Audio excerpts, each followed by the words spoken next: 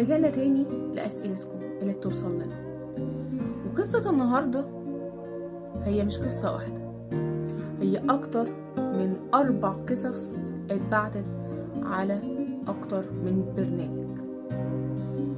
دلوقتي تخيلوا ايه هي القصة او ايه هي الموضوع اللي انا عن نفسي ما كنتش ينفع اعديه بالساهل وما اتكلمش عنه.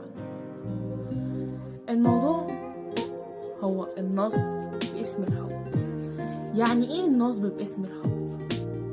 يعني ايه اكون بحب حد وينصب عليا؟ يعني ايه اكون مآمن لواحدة وتنصب عليا فلوسي؟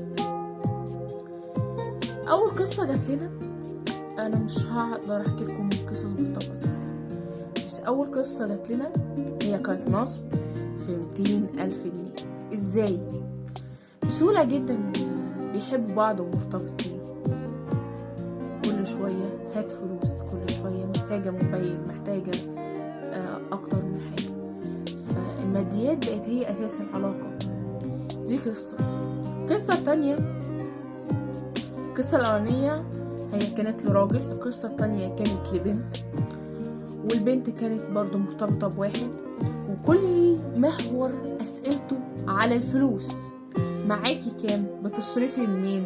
طب أنا ينفع تبعتيلي كذا؟ أصلا أنا عندي مشكلة في الشغل جامدة قوي. فكلهم عبارة عن نصب باسم الحب. يعني ايه أكون بحب حد وبينصب عليا؟ يعني ايه اكون مآمن لحد وهو بينصب عليا؟ الموضوع كبير قوي هياخد مننا اكتر من حلقة. انا النهاردة عايزة اقول لكم على ملخص بس حاجة.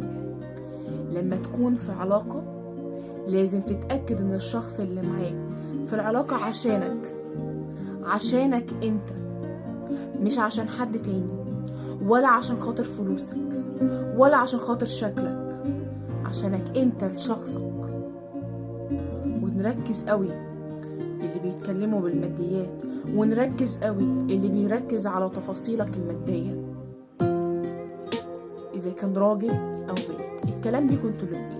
يمكن القصتين اللي انا قلت منهم جزء من النهارده هم عبارة عن حاجات بسيطة قوي من اللي حكيت واتبعت، وهنصور ان شاء الله تفاصيل القصة كلها وتعرفوها. بس اكتر حاجة عايزين نتكلم عليها، انت لو في علاقة دلوقتي وحاسس الحاجات اللي انا قلتها دي بتحصل معاك، اعمل ستوب، لان الشخص ده بينصب عليك باسم الحب.